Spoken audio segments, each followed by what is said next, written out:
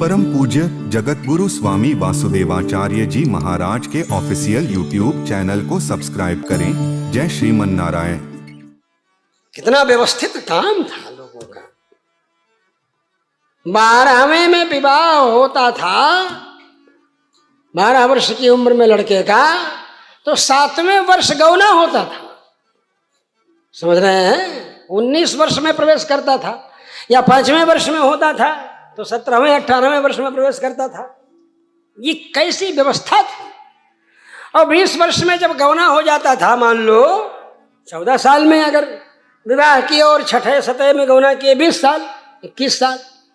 20 वर्ष में जब गौना हुआ तो आजकल के लफंगों की तरह नहीं कि अभी चांस नहीं लेंगे, अभी चांस नहीं लेंगे, बेवकूफ हैं। घूमते हैं जहाँ तहाँ दुनिया में और चांस नहीं लेना चाहते हैं, और जब चांस लेना चाहते हैं तो खीस निपोर देते हैं, क्या बोलते हैं उसको, हैं?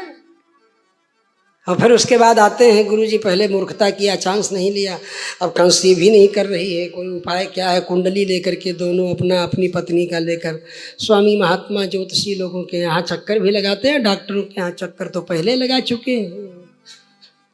डॉक्टरों के द्वारा ईजाद किए गए उपायों का प्रयोग करके पहले ही चांस नहीं लिया इन्होंने, तो परिणाम क्या हुआ? अब जब नवीनता थी, पुष्टता थी, सब कुछ था, उस समय तो हुआ नहीं।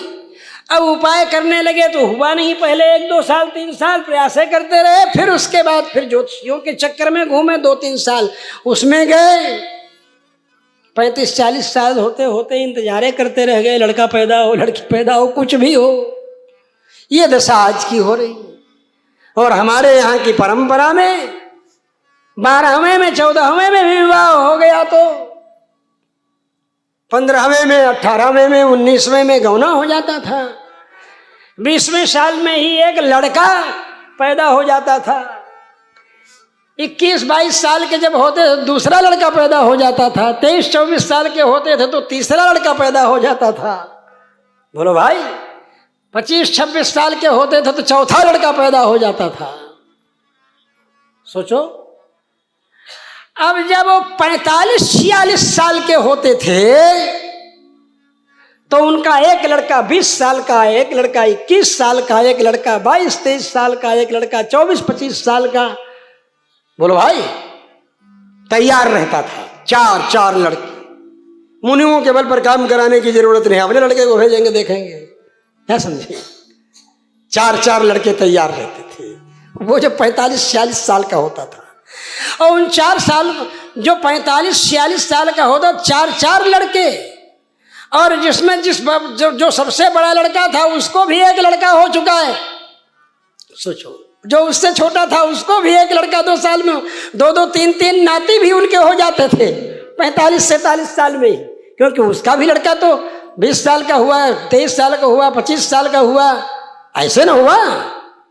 अब फिर क्या होता था, जब उसके पौत्र जो है 48 साल में 2-2 3-3 बच्चे आकर गोद में बैठते थे और बोलते थे, तो इतना प्रसन्न होता था वो, इतना प्रसन्न होता था कि उसका सारा रोग दुख दूर हो जाता था। इसलिए उस जमाने में न किसी को डायबिटीज सुना जाता था, न किसी को कैंसर सुना जाता था, न किसी को टीबी, न ब्लड प्रेशर, कोई रोग ही नहीं।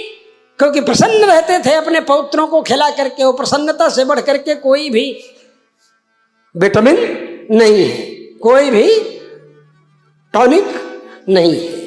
प्रसन्नता सबसे बड़ा रसायन। हर्ष जो है, प्रसन्नता सबसे बड़ा रसायन है।